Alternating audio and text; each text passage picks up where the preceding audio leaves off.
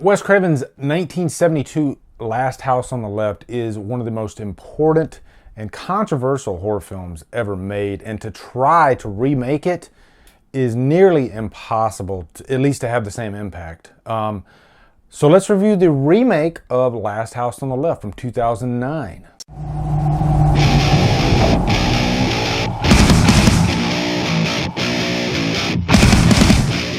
Last House on the Left stars Tony Goldwyn, Monica Potter, Sarah Paxton, and is directed by Dennis Iliadis. What is up, guys? It's time to review probably one of my more requested reviews. From time to time I get people asking me to do the remake of Last House. It's just one of those movies like on Killer Flicks that I see pop up from time to time. You know, somebody says, this is a highly underrated remake, or this is one of the best remakes of all time. And I agree with both those. Actually, it is highly underrated because it's not talked about enough. It's not taken seriously enough. I mean, but to be honest, I would even say the original is not talked about enough. You know, I mean, think about it. How many times do people mention Texas Chainsaw Massacre compared to Last House? Maybe 10 to 1, something like that. Maybe I'm stretching a little bit too far there, but I just don't think Last House gets the credit that movies like Texas get. And maybe deservedly so, I'm not sure, but this movie came out before Texas Chainsaw Massacre, and it really is one of the first, like, really, truly gritty, controversial, even grindhouse types of horror films, you know, almost like a snuff film. That's what the first Last House felt like, and it was one of those movies that was so controversial that even Wes Craven himself kind of wanted to, like, push it, you know, under the bed and never speak of it again. That's how controversial this first movie was. But as time went on, video age came around, and then there was enough talk about this movie to kind of resurrect it a little bit, give it its due, because it is a very important film. And I've reviewed that movie before, and I've discussed all the things that I think are so important about it, you know.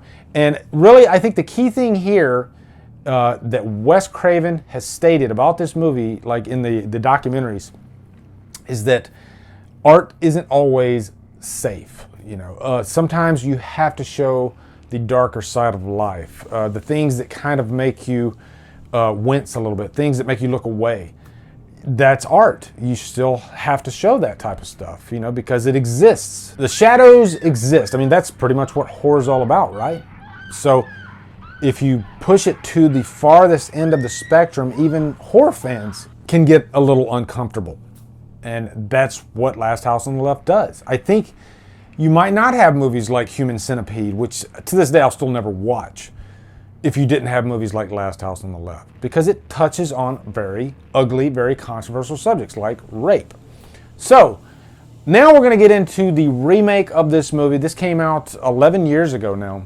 I think this is done so well because it is a very accessible type of film, while it still doesn't hold back. It's still very dark and ugly at times. The elephant in the room here is this is a rape-centered movie, okay? The middle part of this movie, there is a rape scene. I think the scene is handled well, and there's a fine, very, very fine line that you want to go by when it comes to rape scenes, and some of you can't watch them at all. And I think one thing is, it's a trigger. You know, this is something that people have went through, especially women. And it's always tough for a woman, a victim, to watch a movie that explicitly shows the act happening. You know, it's a trigger. And so that's exactly what this movie is. Even people that haven't went through that, a lot of them are going to turn away and be like, I can't take this. But anyway, first off, quick plot synopsis. I mean, it's really the same story as the original movie. You know, you have this family. They're going to, I guess, the lake house, or their second home, I guess, in the woods. And you get the daughter, Mary, played by Sarah Paxton. Her parents, Emma and John, played by Monica Potter and the great Tony Goldwyn. Right away, once they get to the lake house, Mary hangs out with her friend, Paige. And they meet this kid, Justin, played by Spencer Treat Clark, who I think is a highly underrated actor, actually. Everything I've seen this guy in, he was in the Town That Dreaded Sundown remake. And of course he was Lucian in Gladiator, but he is a very gifted actor, I think. And he's one of those actors, like there's something in the eyes there. You know, there's something that, there's like a darkness to him. And he really brings that to his roles. And he's great as Justin in this movie. And we will get more into that. But Justin, he's going to hook Paige up with some marijuana, some weed. And so they end up back at the hotel. And, you know, they're just having fun, doing a little bit of dress up and everything for Justin. Not a bad situation for him to be in. And then all of a sudden, it gets really dark because Justin's parents, who are criminals, show up and they want to get rid of these girls. And there's no bones about it. They're not like, let's play around with these girls first. No, they want to dispose of them immediately. That's pretty much what they want to do. As they're going along, they get into this car accident. And so then they all end up in the woods. And that's where this atrocity happens in the middle of the movie. Now, one thing I really liked about this movie is Sarah Paxton as Mary. I really enjoyed this character. And I think this character was fleshed out a lot more than in the original movie. And they established that she's like this really fast swimmer, and that comes into play later. But one thing I like about her too, when you compare her to Paige, she's very calm and collected. Even when this very stressful situation goes down. I mean, very few of us, hopefully, have been in that situation where my life might be in danger. Like I could be dead within the next hour, you know, next few hours, whatever. Imagine being in that situation with these complete strangers. That's what these girls are. They're in this hotel and these strangers show up, and right away you feel uneasy. You feel like I'm in a lot of danger right now, and how in the hell do I get out of this situation? So Mary is calm and collected throughout this whole thing. She's always thinking ahead.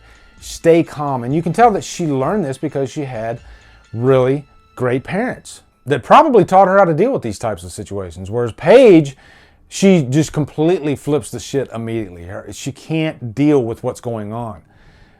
You know, she panics. And when you panic, then it can make the situation even worse. It probably will make the situation even worse. But this movie gets really intense right away. Like as soon as they show up, Krug and his gang show up in that hotel, it never lets up, ever. So then we get to the scene in the woods. And I'm not going to talk too much about the rape scene. It is really effective. I'll just say that it's very uncomfortable. It goes on, I'd say a little bit too long. I watched the unrated version, and maybe in that, I don't know the difference between that version and the rated version.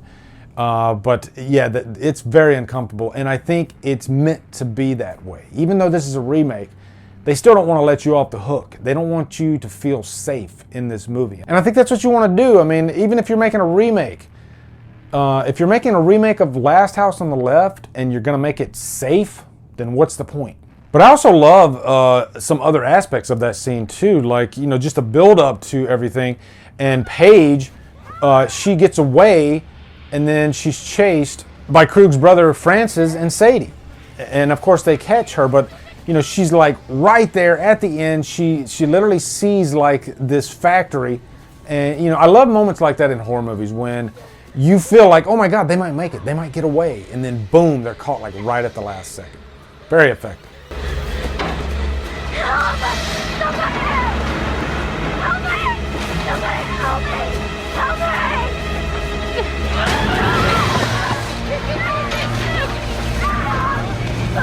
But then just the way the kill is handled too when Paige gets back. And she's crying and you know, it's just very emotional. Krug just gets up, walks straight up to her, and sticks a knife into her. You know, and then Francis like right in the back. It's a scene of violence that's played in a very realistic and uncomfortable way.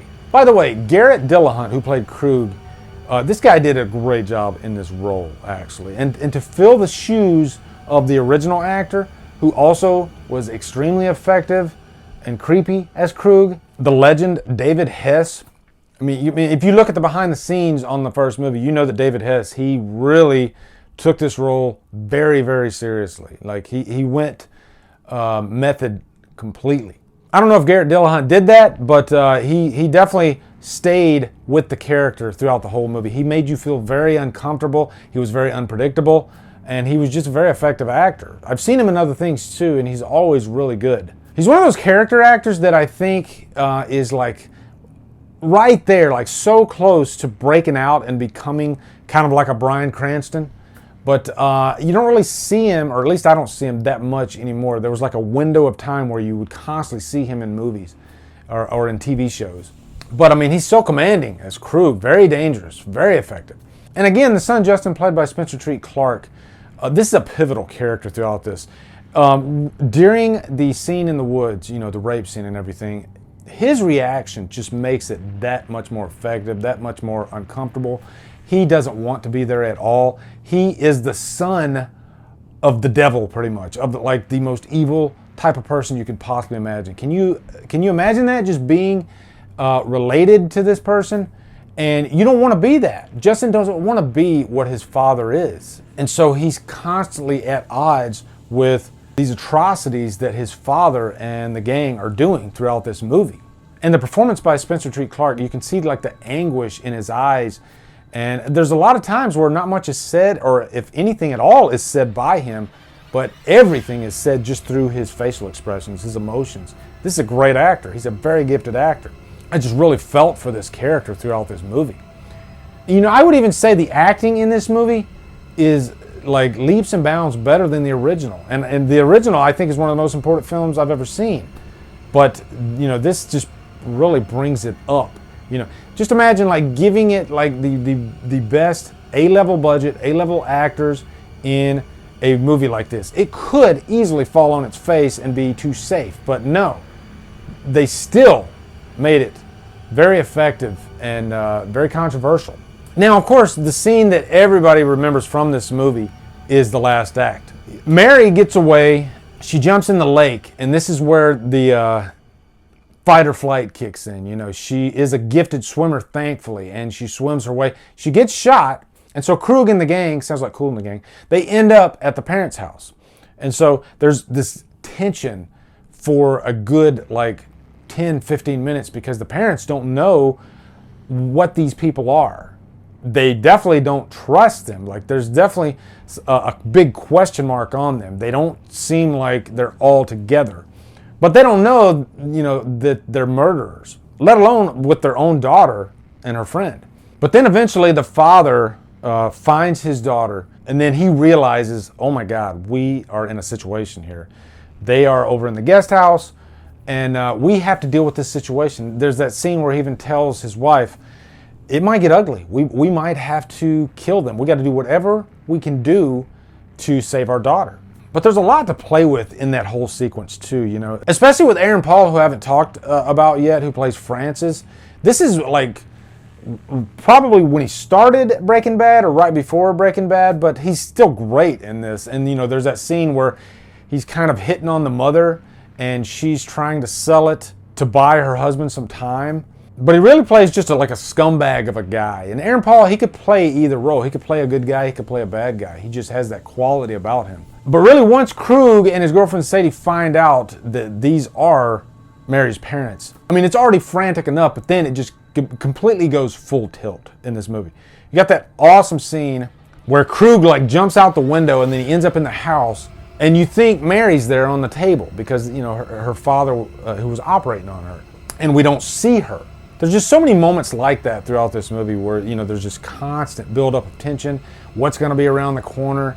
Are they going to find out about Mary? Are the parents going to find out? You're always asking that question throughout this movie. And it's interesting because, like I said, this is a remake, and we all know the original story, but this movie is so intense that you're still constantly guessing and constantly rooting for characters and constantly wanting other characters to die a slow and painful death. Which, by the way, if I had to pick apart this movie, and I don't know if this is just in the unrated version, but after everything goes down and there's the big fight between the dad and Krug, he paralyzes him, which I got no problem with that, but then he puts his head inside the microwave.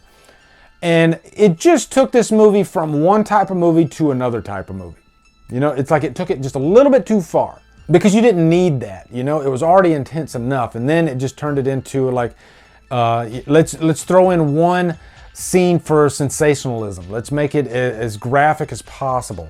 There's plenty of that there but you have the added emotion on top of it. That's what works about this movie. So you didn't really need that microwave scene. But overall, guys, Last House on the Left remake, wow, what a freaking remake. I would say probably one of the best remakes I've ever seen. I'm giving this a Trapped on an Island. This is a fantastic film, actually. If you want a more accessible version of the original, look no further than this. And I will even say, this is like in my daughter's top 10 favorite movies ever. So there's a woman's perspective for you for this movie.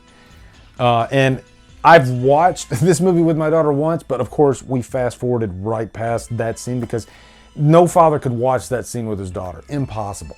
So anyway, guys, your thoughts on the Last House on the Left remake. Looking forward to hearing them. Also, be sure to come over to Killer Flicks where we talk horror all day and every day. And on Fridays, we do Free For All Fridays. Follow me at Drumdums on Facebook, Twitter, Instagram, and Letterboxd. Anyway, guys, thank you so much for watching. Have a great day. Drumdum out.